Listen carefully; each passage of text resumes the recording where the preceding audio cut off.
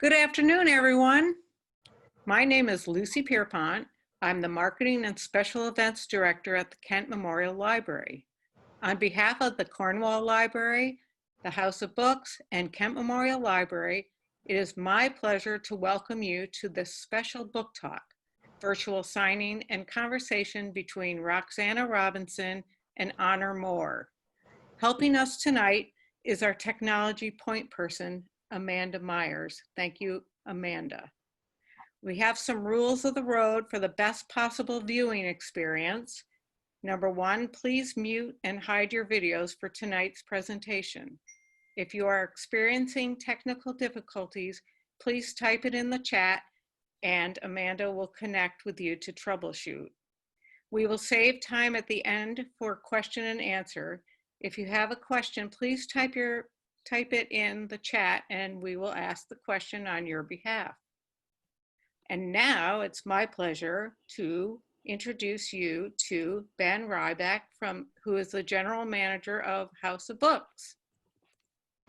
Hi, Ben. Hi, thank you, Lucy. I just wanted to very quickly also add my thanks to Kent Memorial Library and Cornwall Library, our co-conspirators in this terrific event. So thank you both so much. And thank you, of course, Roxana and Honor. I can't wait to hear this conversation.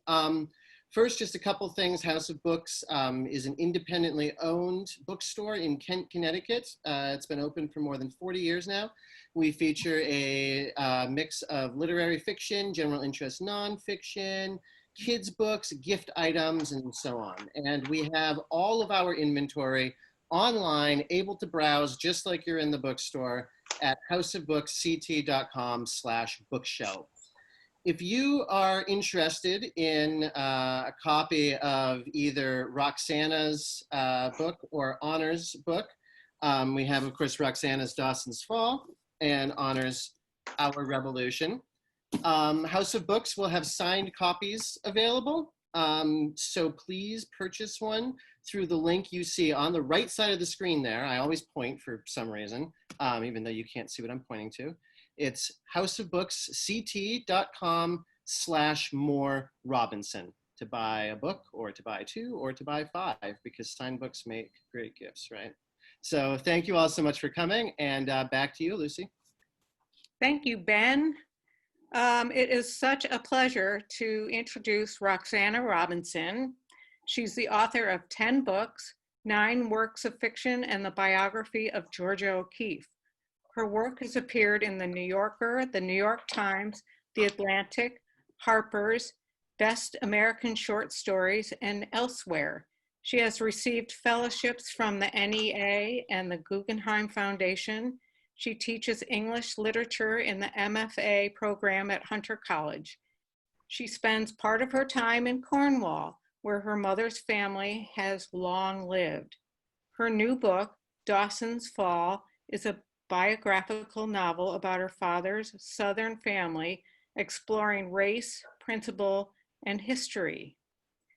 With Roxana tonight, we have Honor Moore. She is a poet and a memoirist, and the author of 5 books. Her biography of her father, The Bishop's Daughter, was a finalist for the National Books Critics Circle Award. Her previous book, The White Blackbird, the biography of her grandmother, was a New York Times notable book. She has also written 3 collections of poetry. She teaches at the New School. Her new book, Our Revolution, is a portrait of her mother, Jenny Moore, a vibrant, brilliant, spiritual partner, writer, and mother who died too soon. Honor's portrait reveals the strong currents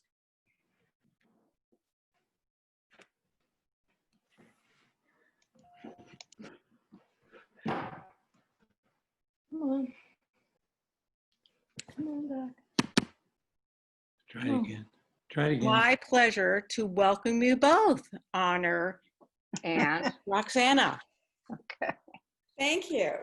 Thank you. Thank you. Thank you, Lucy, and thank you, Ben and Amanda. But thank you all for setting up this Way up here. wonderful event. I think we're all asked, everyone is asked to mute themselves so that ancillary noises will not get into the conversation. I just want to say a word. Honor and I are each going to read a little bit from our books, but before I do that, I just wanted to say a word about my long friendship with Honor. We've been friends for years, and she is a great literary companion to have. Because we're writers, we are always stuck in this shared kind of claustrophobic channel in which we are struggling to finish a book. And we're both slow writers, so it's always very comforting to look across the channel and see Honor also crouched over her laptop, struggling with the material. And now that we're in the same place, and we were talking about this recently, and she said, you know, when you finish a book, there's a sense of enormous release and relief because you're no longer struggling. But at the same time, there's a sense of being bereft because you're no longer, as she says, in the maw of the book. And that's where we live, is in the maw of the book.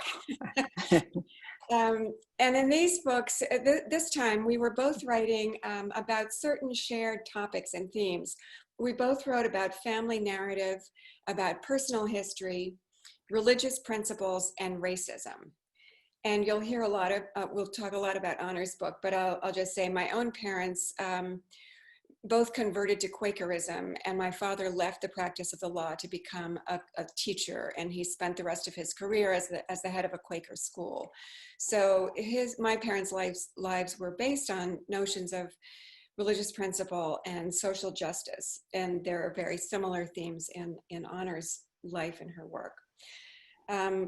So for me, this book is an exploration of an earlier iteration of my family. This is my father's Southern family, not my mother's Beecher family, my local connection. But this is a very different part of my family history. These are the Dawsons, Frank and Sarah, from Charleston, South Carolina, after the Civil War. So I'll read a little bit from the opening, and then Honor will read a little bit from her book, and then we'll have a conversation. So this is the very beginning of my book. March 12th, 1889, Charleston, South Carolina.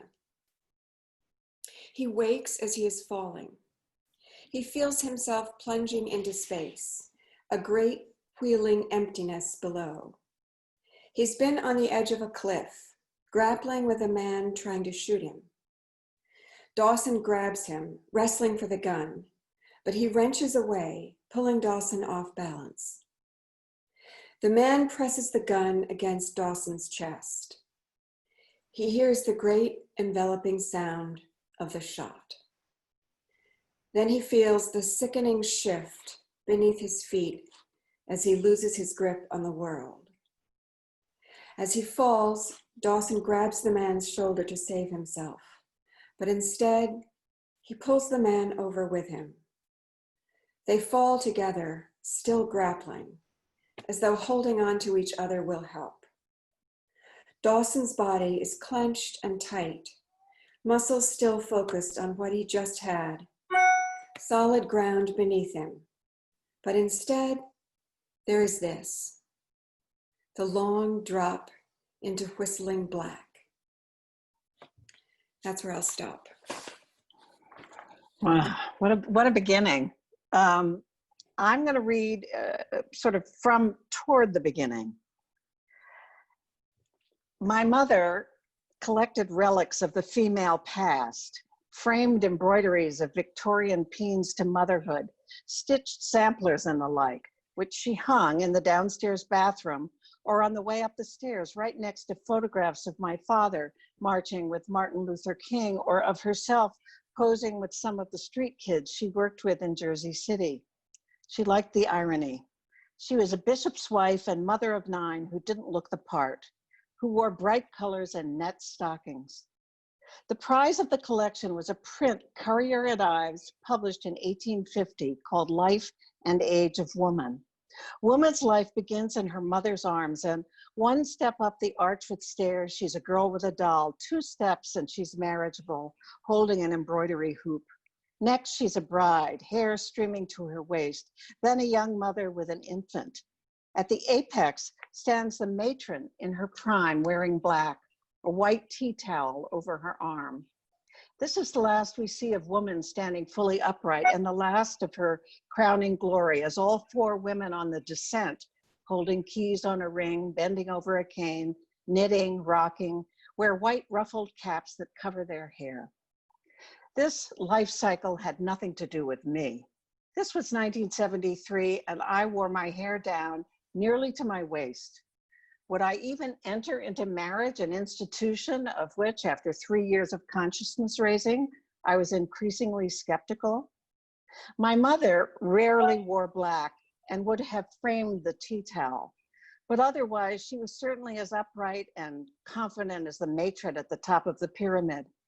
If she dies, I thought to myself, she will never have to get old like the crone in the rocker whose nose almost touches her chin. My mother came of age nearly 100 years after the print was published at the end of World War II. At 21, she threw in her lot with a Marine hero bound for the Episcopal ministry, and for the next 17 years was enthusiastically and almost always pregnant, while always dreaming of doing something else. She may have been born into those Currier and Ives prescriptions, but for her generation, those ideas were as quaint as black bombazine, as bygone as Whistler's mother, for God's sake. My mother dreamed of an old age, free of all of us, and onto a future all her own. Her life would not descend from a central height of maternal satisfaction, but would rise further, making another arc and another, a double, even triple rainbow. So that's what were you going to I say? said, thank you. That's good. Thank you, everyone. And I just want to say I'm really happy to be back in Kent, where the House of Books was my bookstore. I can't believe that was 40 years ago, but never mind.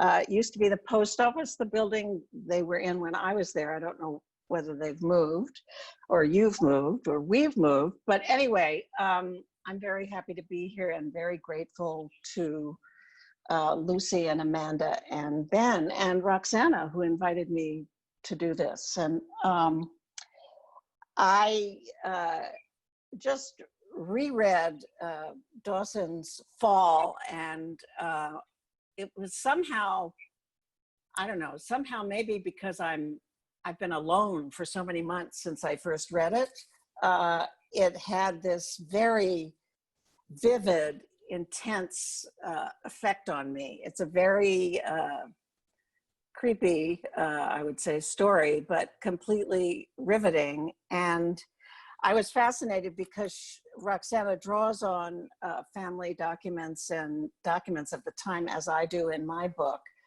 And I was also fascinated to read about Charleston, where I've spent some time. And I didn't know this other part of, I just knew about her Beecher family. And so my first question for Roxana is, you know, you had a couple of pretty dramatic relatives on the Beecher side, like Harriet Beecher Stowe and Henry Ward Beecher.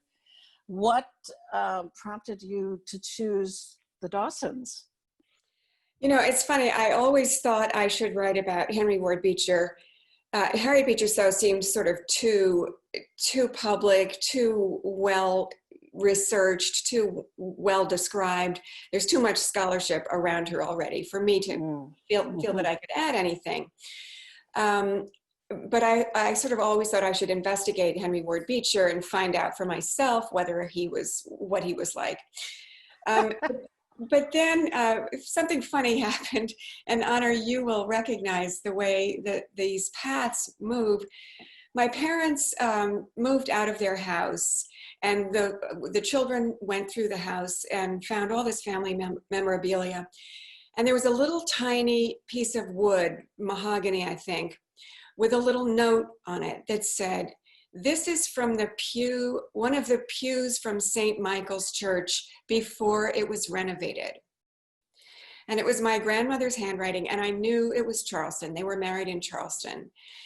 And I knew that Charleston is the seat of such a historic sense of fervor about preserving the past. And so I knew that somebody in Charleston would want this. Dawson was famous in Charleston. He was a very famous editor after the war. And so somebody would want the Historical Society, or somebody would want this. And I wrote to a friend of mine in Charleston, said, give me the name of the head of the Historical Society. Who wants this? 3 different historical societies wrote back saying that they all wanted it. And 2 writers who were writing a book about Dawson wrote me and asked me questions about what I had and what I knew. And they also asked me if I would come down and participate with them in an event they were doing as their book was coming out.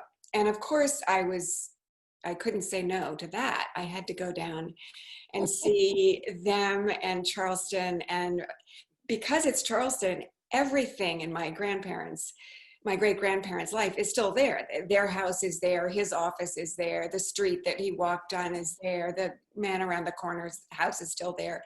So it was like a time warp for me. And since I didn't have a history in Charleston, I went back and I fell under this hypnotic spell of that family.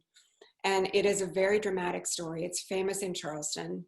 And so it took me over. It was a story I had to tell. Mm-hmm. Well, it's interesting, that whole thing of being taken over, I mean, that's happened with each of my nonfiction books. And it certainly happened with this one about my mother, because I've written poems about my mother. I wrote poems that became a play about her right after she died. And I was very resistant. I said, I've already written about her. Mm-hmm. But then, what was the tipping point? What happened? What changed? well, the tipping point was, I was talking to an old friend of mine, a musicologist whom I admire a great deal, who writes about Ethel, as she puts it, because she's Australian, Ethel Smythe, the great 19th century composer and friend of Virginia Woolf. And she says, she just finished reading The Bishop's Daughter, and she said, Honor, you really have to write about your mother now. And I said, I've written about my mother. And I had, my mother left me her unfinished, you don't know this, but she left me, if you've read the book, you know this, she left me her unfinished writing in her will. And I've been carrying those boxes of her unfinished writing around for years. And so, I don't know, maybe Liz and I talked a little more. And then I started thinking, and I realized that my mother had died when she was 50. And at the time I was having this conversation with Liz, I was in my late 60s. And I thought, my mother was 21 when I was born. I'm gaining on being 20 years older than she was when she died. And then I just had this idea, she could be my daughter. And then I thought, well, it's really time, if she could be my daughter, then she's not the mother whom I mourn. She has a possibility of becoming someone else. And then I remembered her saying to me about reading The Feminine Mystique when it came out in 1963. It changed my life. And so there was a kind of panorama. Of course, I had no way of knowing how reading and sometimes rereading these papers that I'd had all this time, where they would take me and who I would meet, the woman I would meet. I just sort of, I expect, we all mourned her. She was 50 years old when she died. She was very vibrant. She was newly separated from my father. She had published a very successful book. She was on to the next book. And she was like, she'd moved into her own house. She was on to this new future. And she was going to go to the Johns Hopkins MFA program in fiction. She'd written, the book she wrote was nonfiction, a memoir. There she was. And that was a very vibrant person. And it was as if all the sort of sad, mournful aspects of her just left.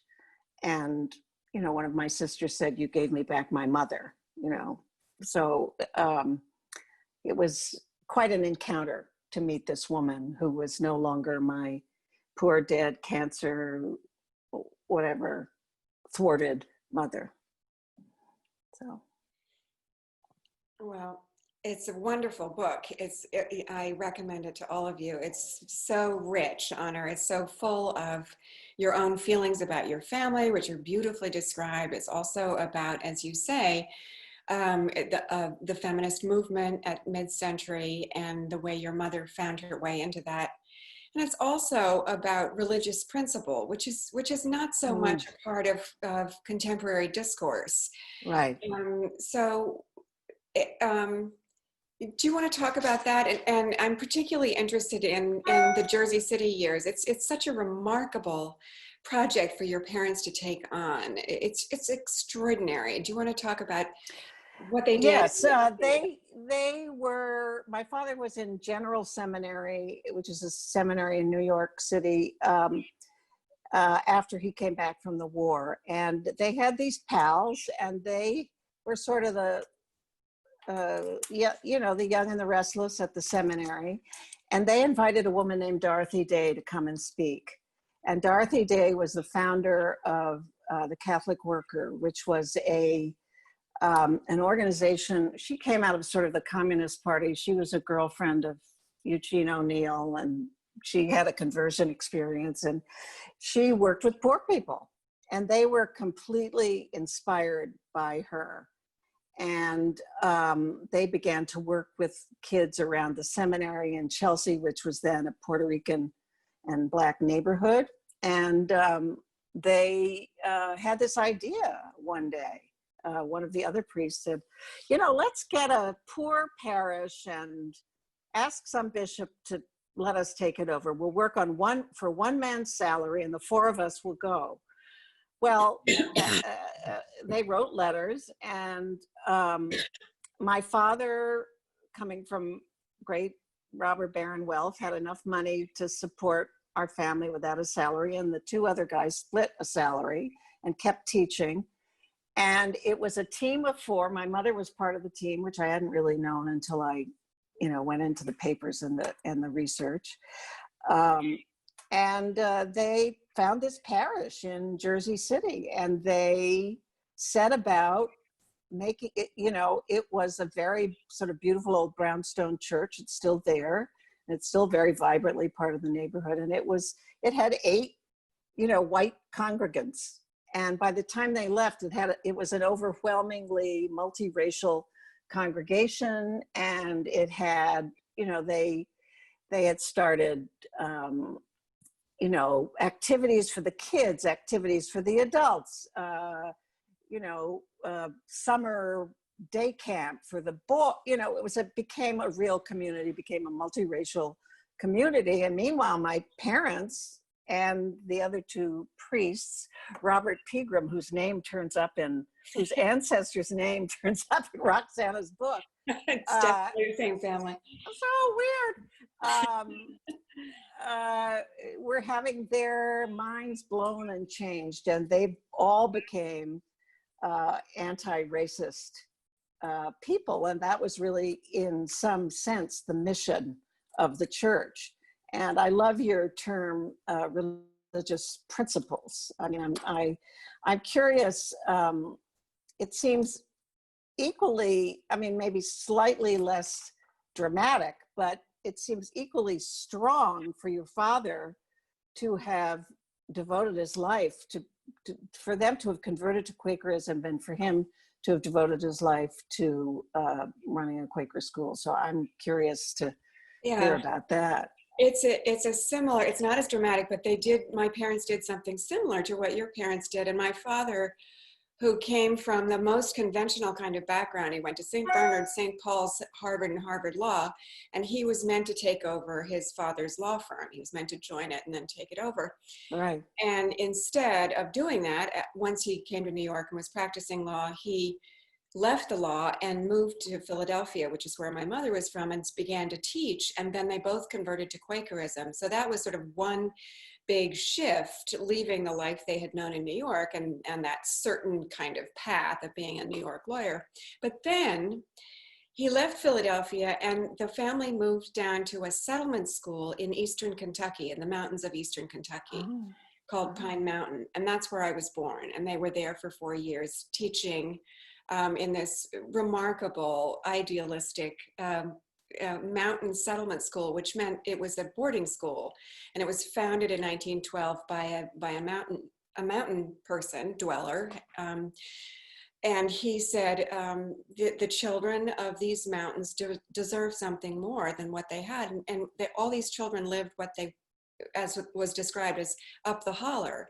So Right. up these little streams and hollows, and little kids couldn't get to school and back if the school was so far away. So Right. this was a wonderful high school, boarding school that was founded for the children of the mountains. And they taught Shakespeare, and they taught spinning, and they taught English folk tales, and they taught algebra. So it was a Wow. place of enormous sense of principle and idealism and community gathering, much in the way that your parents That's experienced. so was. fascinating. I wanted to ask you because I think my parents partly were inspired coming out of World War II, that many people of their friends, their, upper class friends, many of them they didn't, there was a whole community of people who did the kind of church work that my parents did, but also everybody seemed to have be inspired by the experience of World War II. And I would have thought that might have something to do with your parents as well.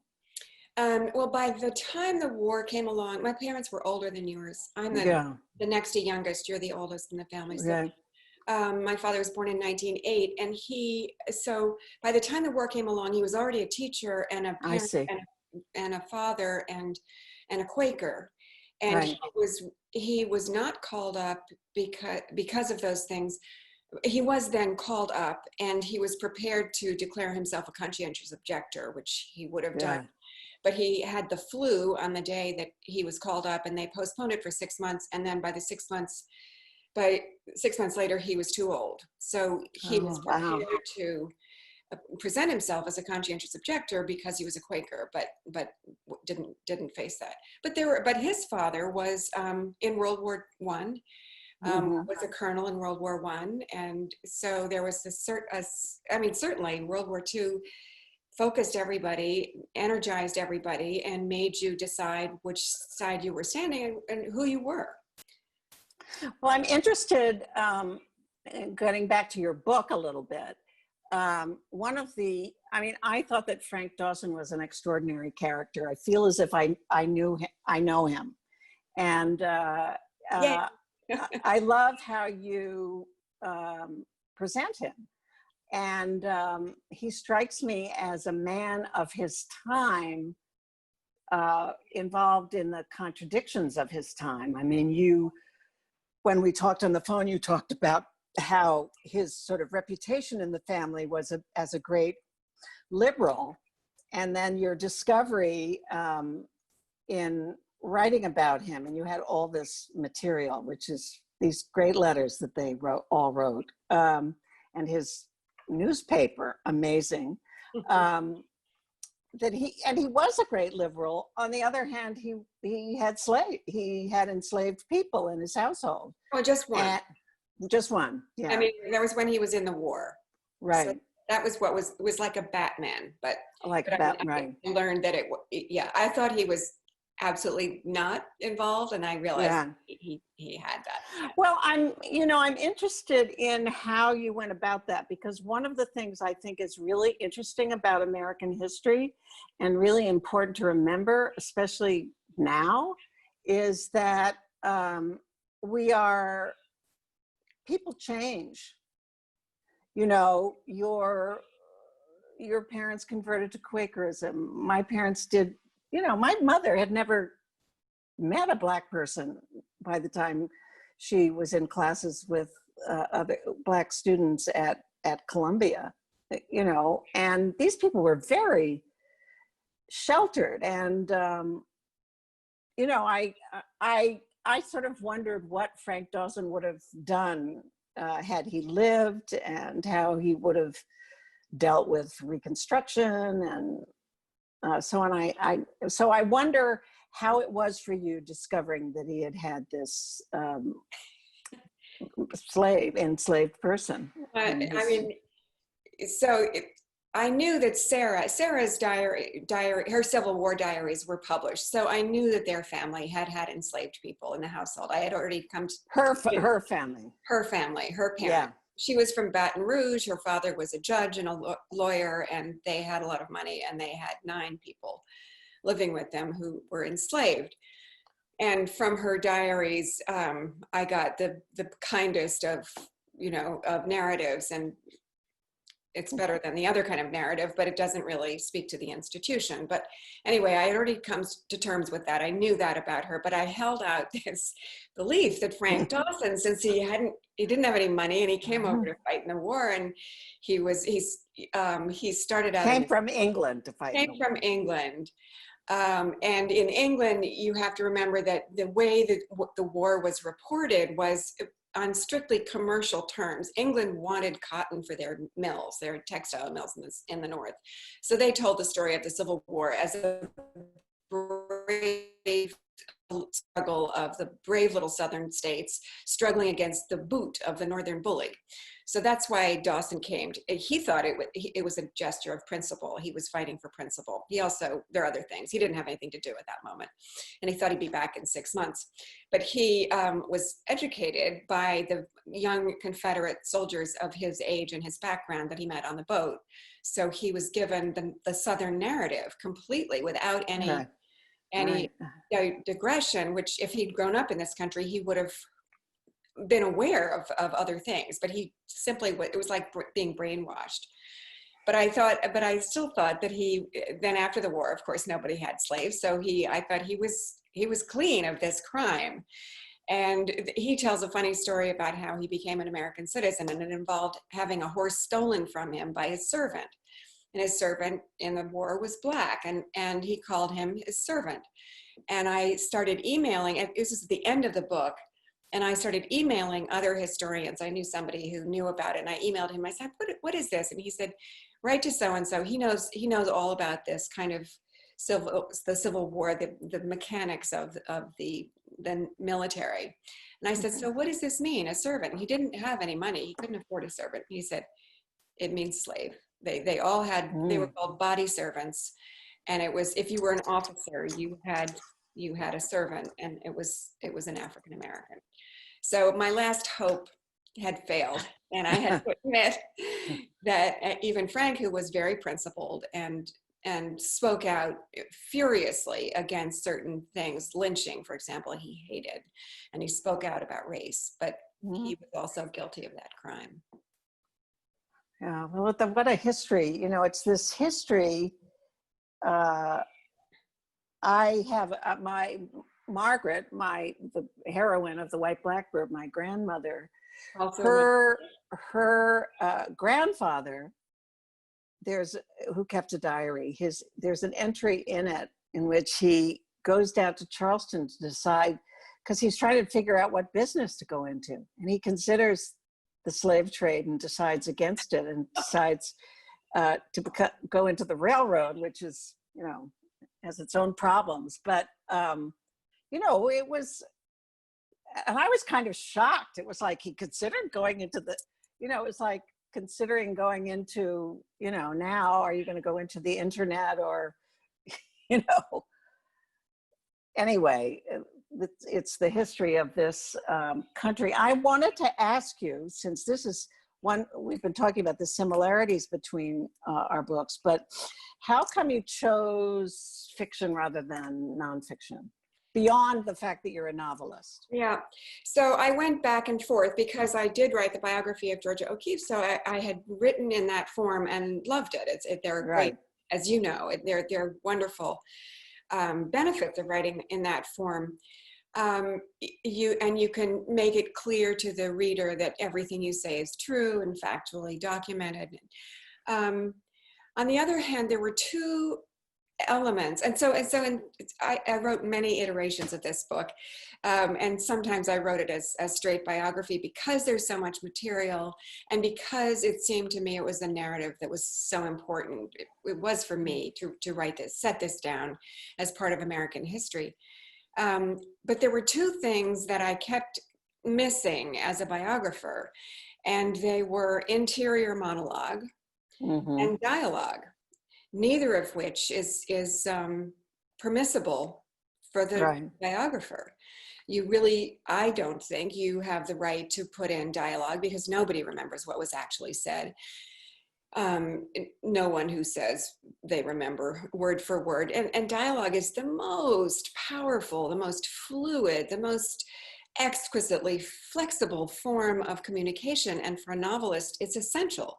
It is the engine. It is the way that we communicate. And nobody talks in perfectly formed sentences. Everybody interrupts themselves or says something they don't mean, and particularly in moments of conflict. So to give up dialogue in this book just felt to me as though I was robbing it of red. And to give up interior monologue the same. And you can't, as a biographer, say, well, she must have thought, and as she walked down the street, I bet she was considering. Right. So those two things made me feel that Well, where did you get the material that you used for dialogue and interior monologue? Because I asked you about something and you said, I made up nothing. So I just want to know, I want to know how you did it. I did make up nothing. And so what happened, and I want to ask you about how you dealt with the enormous body of material that you had. And I had a similar situation. There was so much material.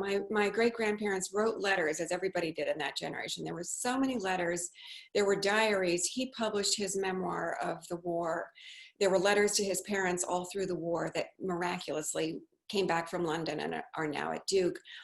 There were letters from other members of the family. So I had such a powerful, intricate, highly nuanced sense of these people and their households and their families and what bothered them and what they loved and what was frightening to them, that I could write the scenes with confidence that I was really drawing on their own thoughts and their own lives. And there's also a part in this, and you have the same situation. I realized this when I was writing the biography of Georgia O'Keeffe, and I was asked to write that book after O'Keeffe died. So obviously there was no chance for me to interview her. And I thought, well, that's disappointing, not to be able to interview my own subject. But the more I talked to her family, the more I understood that the family carries its own culture down through the generations. So what I was hearing from her relatives was a part of who she was. Right. So when I was doing research on these characters, I realized I already knew many things about what they thought because that's how I was raised to think. And there was one moment in which my grandfather, Frank's son, Warrington, also wrote a memoir. Everyone in the family wrote a memoir. And he wrote about how his father loved music and would go to a concert or to an opera and then come home, having never heard the music before, and sit down at the piano and play it. And that's what my father did. Wow. So how amazing. I know, it kind of gave me chills. And I thought, okay, then I do know these people. I do have the right to say what they were thinking and feeling because it's part of who I am. Yeah, how interesting. So talk about how you dealt with this enormous body of material, because you had, amazing. I had amazing amounts of material, and I somehow quite early on, I decided that I hate quotes. I wanted to use a lot of her writing. Because that was sort of the conceit of the book, that I was opening up these boxes and I was finding the lost writing and I was going to use it. And so for some reason, early on, I decided that I would put everything about her, that everything that she said and wrote in italics. And I just didn't know how it would work, and my editor said, we'll make that work, because I sort of don't like it when italics are anyway. but I did it. And my sort of poet self knew how to kind of make my writing flow into the italics and flow out of it. So sometimes, as you know, there's just one word that she used, or 3 words, or a whole page. It's quoting a letter. She also wrote, you know, masses of letters, and I have the 2,000 pages that my parents of their correspondence during World War II, and I have my own letters to and from her, and I have when I did the Margaret book, the White Blackbird, I got all the juvenilia, because the Margaret and Shaw, Jenny's parents, would be in Europe for, let's say, a few months a year. And so the governess and the tutor, the homeschooling staff, they were what now is called homeschooled, would mail their poems, would type up their poems and mail them to the parents in Europe. And all that stuff was saved. And Margaret was a maniac scrapbook keeper, as my mother was. So I had the scrapbooks, and anyway, I had all that stuff. And I just, you know, I found out, you know, I had looked at them before, but I had been thinking of them as Margaret's little darlings. And then I noticed that the one who was my mother, who became a writer, was actually already a writer when she was a little girl. I mean, she was already like, it was real writing. And you knew that, you know, it could have, I always use, for some reason I say Jean Stafford. It could have been Jean Stafford's childhood writing, or somebody's, you know, it just was a writer's stuff. And that made me excited. Mm-hmm. And, you know, and then I scrutinized everything, because I had to find out, I mean, the big questions about her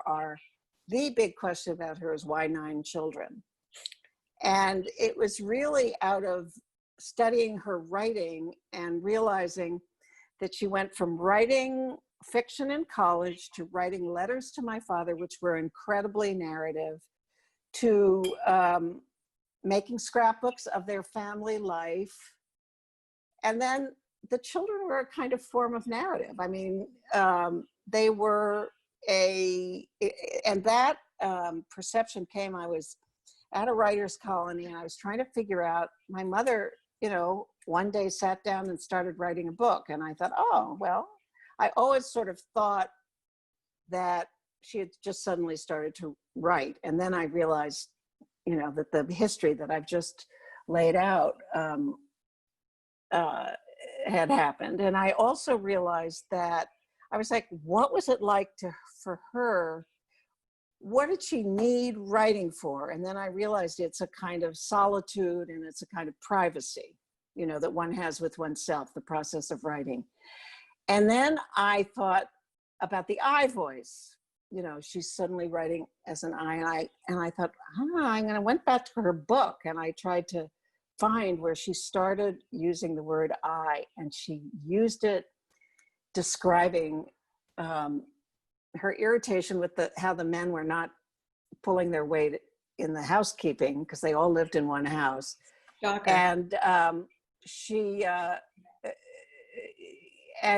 she said, I was in that glazed pregnancy, and I realized pregnancy had been a form of privacy for her, the way writing was. And it was a huge kind of epiphany. And it was born out. And so that's when, I mean, I had been obviously putting her writing already in the book, but that's when I sort of understood the larger narrative. So interesting. Yeah. Narrative. That's fascinating. It was really something. So are we going? We maybe have one more thing. Is there one more thing we wanted to talk about? Or are there some questions, Amanda, or is it time for questions? Yeah, that's great. So if anyone has a question, please enter that into the chat and I will ask Roxana and Honor on behalf of you. So if you could just, you'll see a chat window, a chat bubble at the bottom of your screen, and you can click on that and just type in your questions. And I have a question for Roxana, that while we're waiting for the questions. I'm wondering how it was for you after you finished the book. I mean, did the experience of it sort of illuminate American history? I mean, mine certainly did for me, to illuminate that little section of American history in a new way. Are you still there, Roxana? I'm only. Yes. Yeah, I'm here. Can you see me now? Yeah. The book I wrote before this, Sparta, was a book about a Marine lieutenant coming back from Iraq. So I had to learn a lot about another culture, the Marine culture. Right.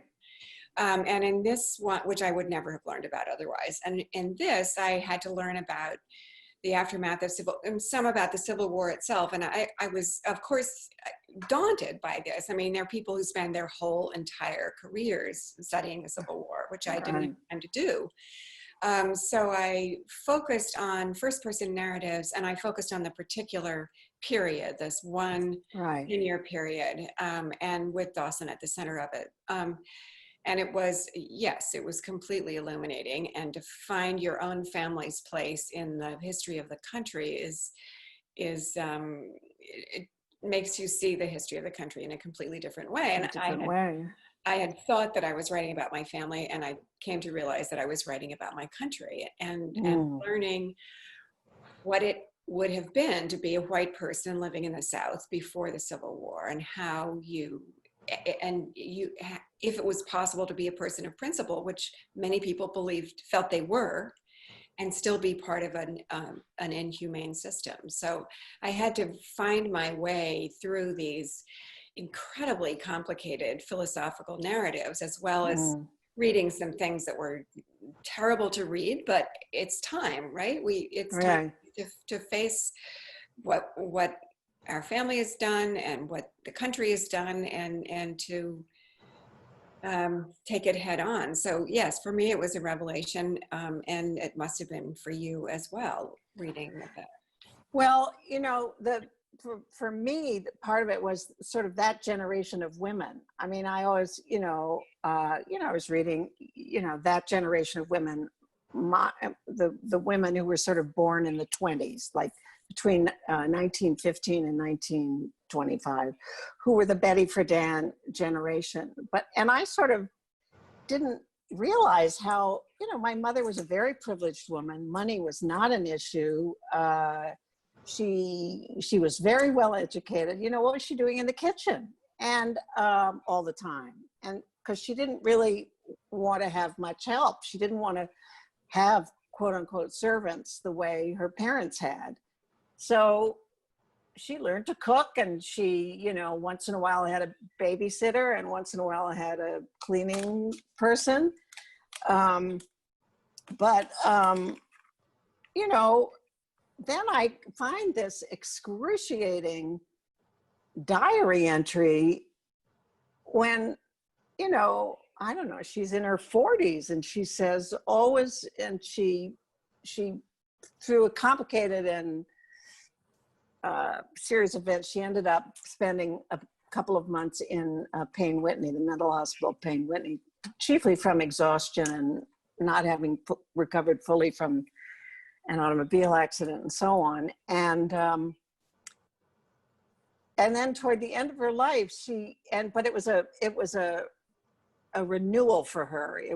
She got it together. And after that, she wrote, always, I have been part of a we. Always I have been we. Now I am an I. And I was completely gobsmacked by that, because she was such an I. I mean, she had kind of felt that obligation to that particular form of family of that era. Just stunned me. It just stunned me.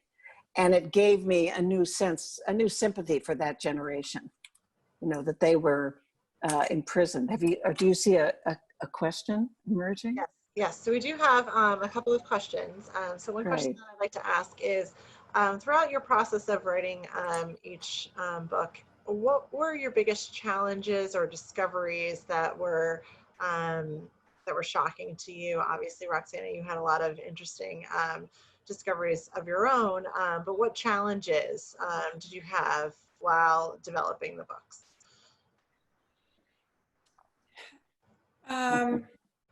Well, as I said, trying to get a handle on the Civil War and its aftermath was a huge challenge for me.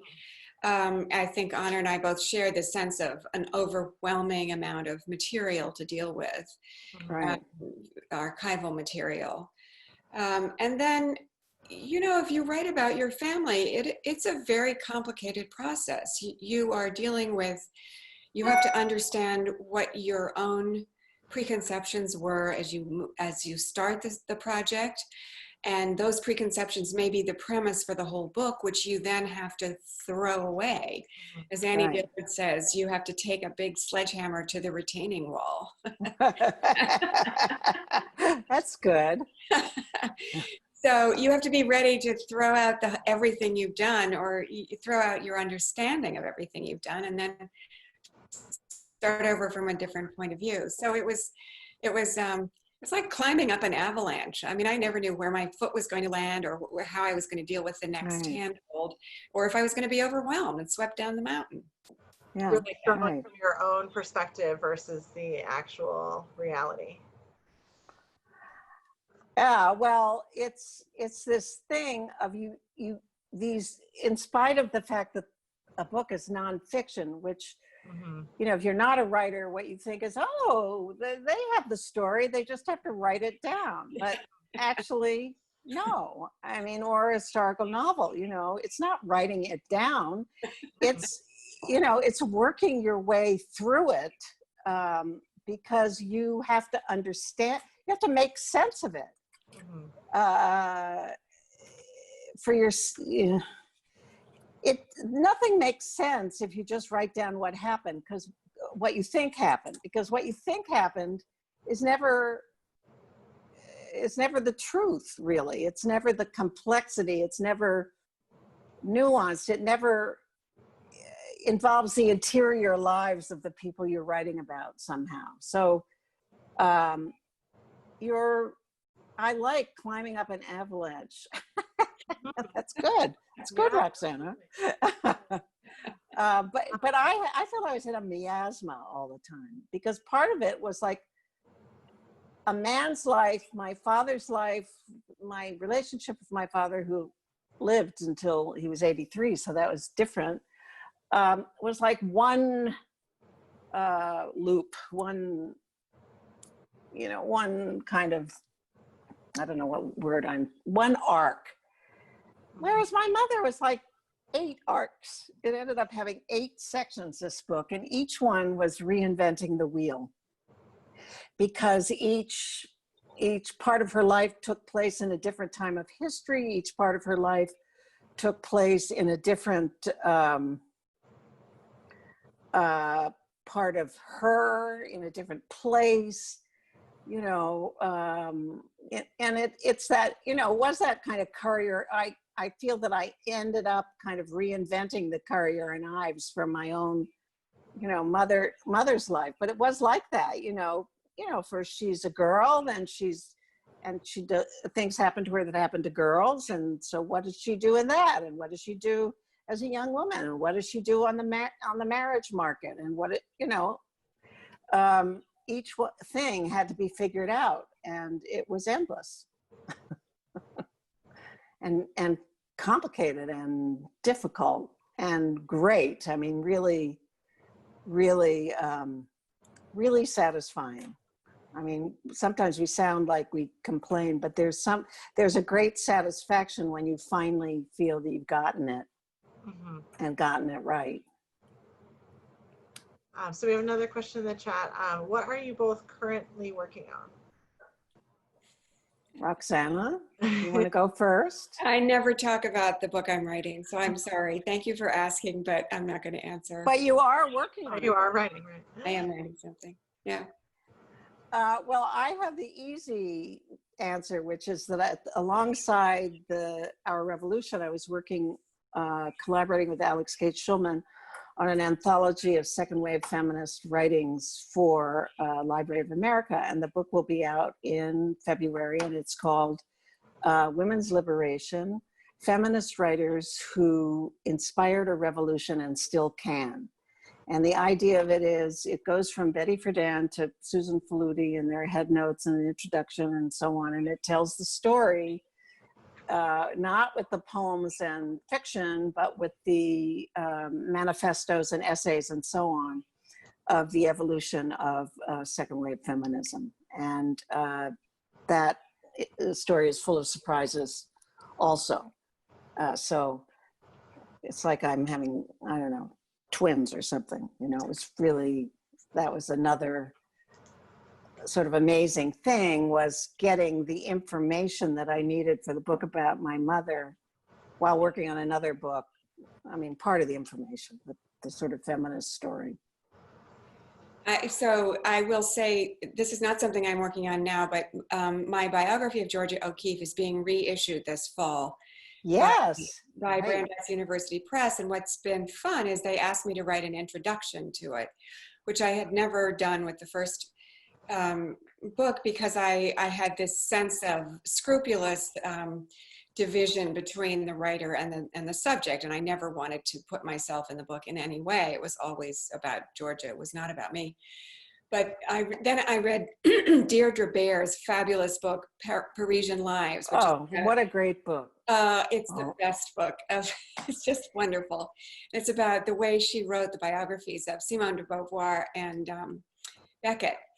And it's a wonderful memoir about the struggles of a biographer. And I thought that she has given me permission to write about what it was like to write the book. And it actually was, her version was fascinating. So I thought I would put in a short version of that, what it was like for me to take on the biography of the most famous woman American artist of all time, and one of the great American artists. So it was very challenging, and I wrote that. And I also included a set of letters from O'Keeffe to the first important man in her life before Stieglitz, a man called Arthur McMahon. And she wrote him from New York, from different places, from Texas, but also from Columbia, South Carolina, where she taught one winter at a Methodist girls' college. And she writes about taking a walk in the woods. And she said, I went out along that path that we took when you were down here, and we went through the woods and we came out at Hamptons. And I realized that she describes what Hamptons is like. It's an old plantation. It is the plantation where Frank and Sarah Dawson met. Oh, yeah! God, how amazing! I love that. That stuff always happens in writing these books, and it's so great. I know. So that gave me chills too. It's I don't mention it in the book, but it's in the little, I don't put in a note in below that letter, because it has nothing to do with my novel or my novel, but you can know, and all of you now know that piece of information. So did you add those letters with this Yeah. version? So But this you didn't have them before? It was a really interesting thing. They came to me at the very end of the book. At the end of the book, my editor said, okay, now it's time for you to get photographs. And I said, oh, wait, I thought somebody at Harper and Row was going to do that. And he said, no, that's your job. So I had to suddenly, the book was about to be published, and I had to suddenly find photographs for everything that was important in the book. And I couldn't find a photograph of this man who I knew was very important, and he had taught at Columbia. And I went through, this was long before the internet, there was no Google. And I called different departments and libraries, and Columbia said they had a photograph of him taken in 1957, which was nearly 60 years after they had met. And I said, that's great. And they gave me the name of his son, who was at someplace, and I called all over the country to try to find his son. And then one day called this number, and this man answered, and I said, my name is, and I'd said this so many times. I said, I'm Roxana Robinson. I'm writing a biography of Georgia O'Keeffe. I know I'm trying to find this person, Alan McMahon. And he said, that's me. And I said, oh, okay. So I'm looking for a photograph of him. And he said, I have photographs of my father and Georgia O'Keeffe, Thanksgiving weekend, 1915 in Columbia, South Carolina. Would you like that? Ah! So I put my hand over the phone and screamed with excitement, and then flew down to see him. And he said, and I have all these letters. Would you like to see the letters? And I said, this is like manna from heaven. And I said, could I take them to Staples and copy them? And he said, yes. So I took them and copied them. And then I took them back, but the manuscript was so late, there was no time to really interleave them in the manuscript. But I kept them, and I have never seen them surface again. So I added them. So it's an appendix, all these letters that she wrote to Arthur McMahon. Wow, how fantastic. And he was a feminist. His mother was a feminist. He introduced her to Charlotte Perkins Gilman. And Oh my God. So he's really important. And she did the first series of great abstract drawings after he came down to visit her Thanksgiving weekend of 1915. So he's Wow. essential, and those letters are in this new version of the book. Cool.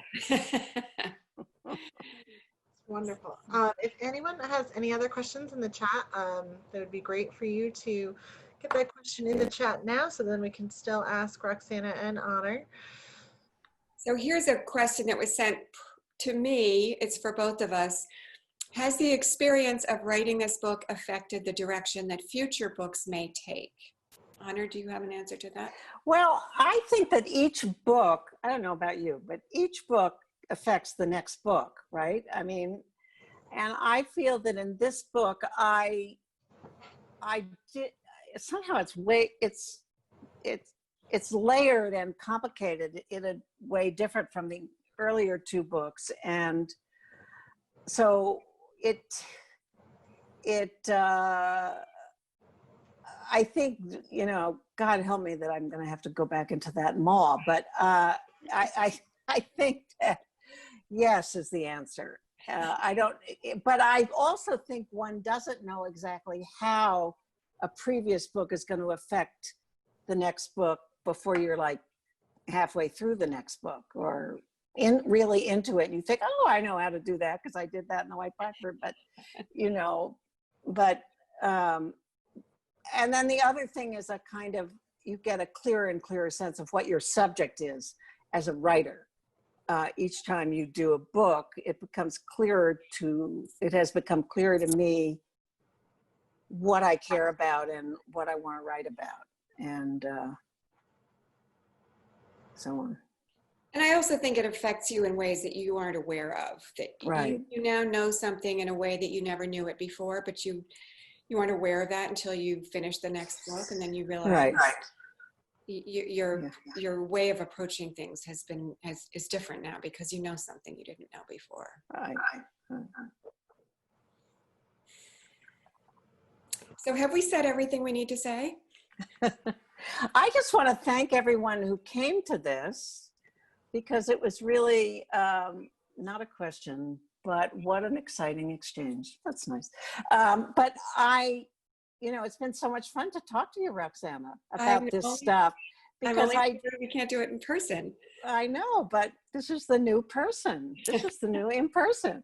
And I just want to thank you so much on behalf of the House of Books and the Cornwall Library and the Kent Memorial Library. Thank you so much. This has been so interesting. I want to run out and get both of your books and the one about Georgia O'Keeffe. Yeah, thank you both so much, and thank you everybody for coming. And just as a quick reminder, you can buy signed copies of the books of Dawson's Fall and of Our Revolution at houseofbooksct.com/more Robinson, right there in the chat on the side. Thank you. Thank you so much. Thank you. Lucy, everyone, and Honor. Mm.